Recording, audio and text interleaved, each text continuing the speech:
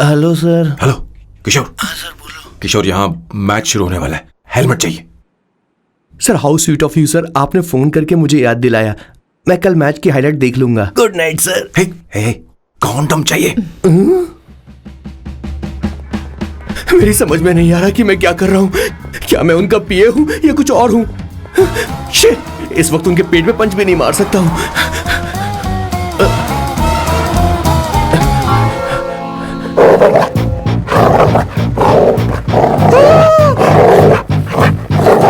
भगवान, ये मेरे पीछे क्यों पड़ रहा है? अरे भगवान, God please help me.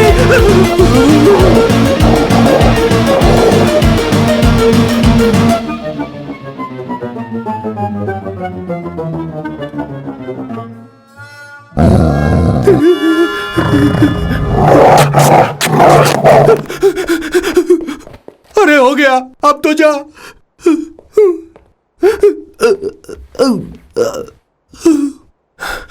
Sir, I got it sir. आपका फोर प्ले हो गया हो तो पावर प्ले कर सकते हैं।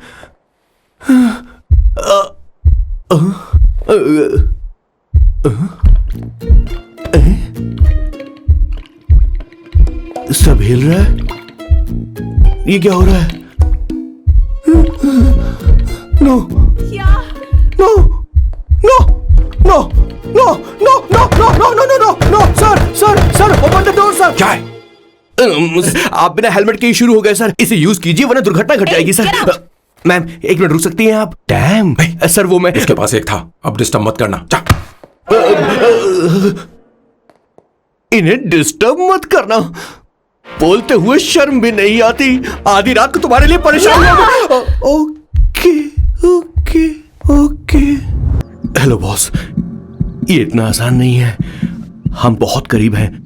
आपको एंट्री मारनी ही होगी, प्लीज बॉस।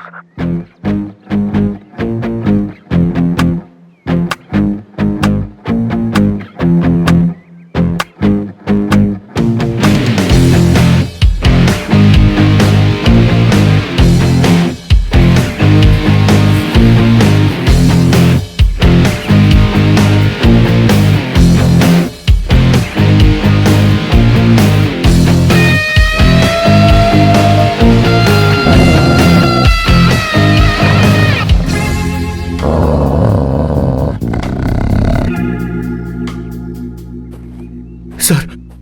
किशोर सर, वो हमें यहां से जाने नहीं देगा। तो क्या करें सर? यहां से निकलने का एक ही रास्ता है। कौन सा रास्ता? मैं सिर्फ 3 तक गिनूंगा। ठीक है। तुम उस रास्ते से नहीं भागना। बॉस, साथ में जाएंगे, वो बहुत खतरनाक है बॉस। जैसे ही तुम उस रास्ते से भागोगे, मैं दूसरे रास्ते से भागूंगा। ओह, फिर ये मेरा पीछा करेगा। Distraction strategy super boss. पर आपका क्या होगा बॉस? किशोर बॉस, तुम अभी जवान हो।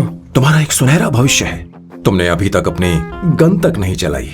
गन तो मेरे पास है भी नहीं। ओह, आप बिल्कुल सही कह रहे हैं बॉस। लेकिन बॉस, मैं आपके लिए अपनी जान भी दे सकता हूँ किशोर, बॉस। ये वक्त इमोशनल होने का नहीं है। सर ठीक है। 1 2 3 4 5 6। Please wait boss. Boss ready? 1 2 3।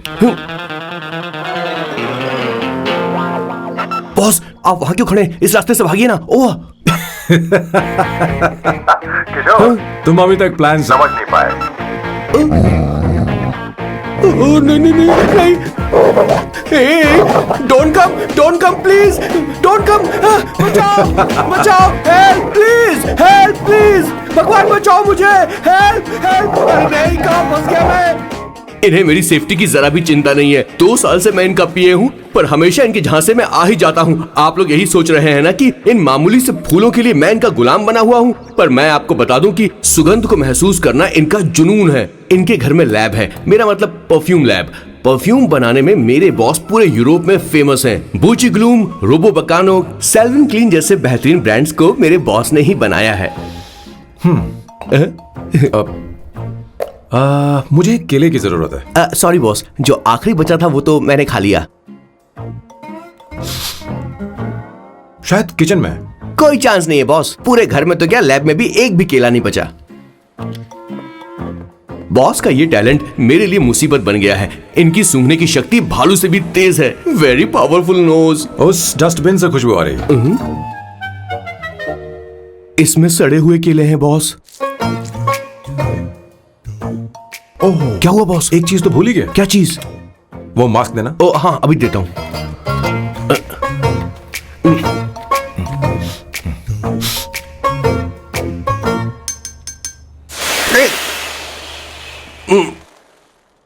आपने मुझे पहले क्यों नहीं बताया बॉस?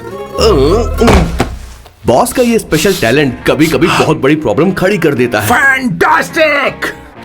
ये खुशबू के प्रेमी हैं और हमेशा गंदी बदबू से दूर भागते हैं। बॉस बॉस बॉस, क्या हुआ बॉस? क्या हुआ? अरे आसपास कोई मछली पका रहा है। बॉस, यहाँ कई किलोमीटर तक इंसान तो क्या घर भी नहीं है। शायद ये बदबू किसी दूसरे शहर से आ रही है। अब आप दूसरे शहर की बदबू भी सूंघने लग गए बॉस। मैं कुछ लेकर आता हूँ। हाँ, मास्क लेकर आता हूँ। मेरे बॉस की एक और खासियत है, इन्हें सब कुछ वेल मैनेज चाहिए। घर में फर्नीचर से लेकर तकिया तक सब कुछ सेट होना चाहिए, उनकी अपनी अपनी जगह पर। खाने पीने के मामले में भी इन्हें सफाई बहुत पसंद है। अगर प्लेट में जरा सी भी गंदगी हो तो खाना इनके गले से उतरता नहीं है। इसीलिए मेरे बॉस हमेशा डिस्पोजेबल प्लेट और कप का इस्तेमाल करते हैं। इनकी लाइफ में हर चीज यूज एंड थ्रो है। वैसे तो मेरे बॉस एक नंबर के सनकी है, पर इनका दिल बहुत अच्छा है। बॉस की कहानी से पहले आपको इनके दादाजी के बारे में कुछ जानना पड़ेगा। तो चलिए फ्लैशबैक में। 1928 में एक अंग्रेज भारत से कुछ मजदूर ब्रिटिश ले गए ताकि वो वहां पर एक बेकार सा पुल बना सकें। उन्हीं में से एक थे मेरे बॉस के दादाजी। आते समय उस शिप के कैप्टन की मौत हो गई। वैसे वो कैप्टन बहुत ही बदमाश था। सारे हिंदुस्तानियों ने अंग्रेजों को जहाज से नीचे फेंक दिया और फिर वो जहाज इंग्लैंड जाने के बजाय सीधे पहुंच गया पोर्चुगल। और उन लोगों ने उस जहाज को रिश्वत के तौर पे दे दिया वहां की लोकल गवर्नमेंट को, और उसके बदले उन हिंदुस्तानियों को उपहार के तौर पर एक जमीन दी गई जिसका नाम था कैसेंड्रा। उनके दादाजी वहां पर आराम से जिंदगी गुजारने लगे, जहां स्मार्टफोन तो नहीं थे लेकिन जिंदगी स्मार्ट थी। उन्होंने वहां बड़े पैमाने पर उत्पादन शुरू किया। अपने सारे रिश्तेदारों को उन्होंने कैसेंड्रा में बुला लिया और धीरे धीरे वहां की आबादी भी बढ़ने लगी। जहां पहले आबादी 752 थी, वो बढ़कर अब 36,000 तक पहुंच गई थी। और धीरे धीरे वहां पर एक छोटा सा हिंदुस्तान बस गया और वो लोग बातचीत में पुरानी हिंदी भाषा का प्रयोग करते थे, जैसे कि ब्रेकफास्ट को अल्पाहार, गुड आफ्टरनून को शुभ मध्यवेला और गुड मॉर्निंग बन गया शुभ दिन। मैं यहाँ पर पिछले 2 सालों से रह रहा हूँ, लेकिन इनकी भाषा मेरे पल्ले तो बिल्कुल नहीं पड़ती। फिर भी मैं इस भाषा को समझने की पूरी कोशिश करता हूँ। This is the brief history of 1928 Hindi first batch of Cassandra. मेरे बॉस की पूरी कहानी अलग हुई होती अगर उनके दादाजी उस जहाज में नहीं होते, तो फिर क्या होता?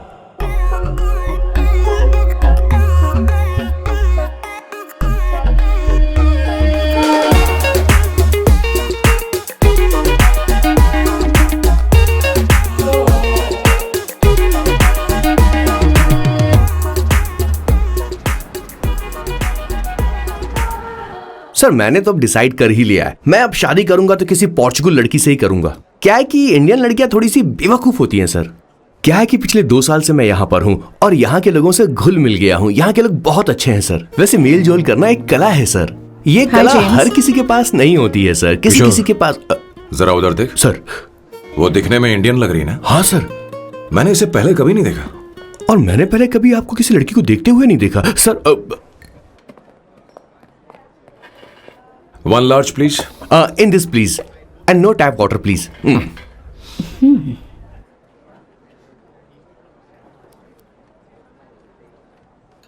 Gucci Bloom. Indian. Yeah. ये परफ्यूम मैंने बनाया। इस परफ्यूम से तुम्हारे बारे में बहुत कुछ पता चलता है। Oh, really? तुम समझदार हो और क्रिएटिव भी हो, लेकिन तुम्हारे आसपास के लोग तुम्हारी काबिलियत नहीं देख पाते। लेकिन वो क्या सोचते हैं तुम उसकी परवाह नहीं करती। तुम्हें उनकी सलाह की जरूरत नहीं। करेक्ट बोल रहा हूं?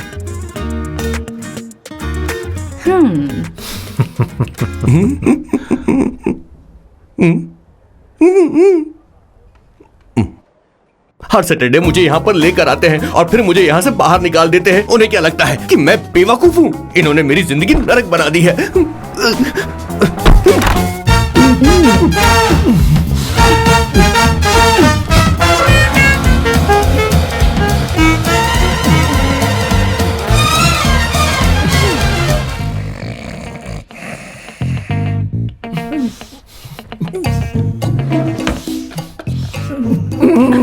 One second Why?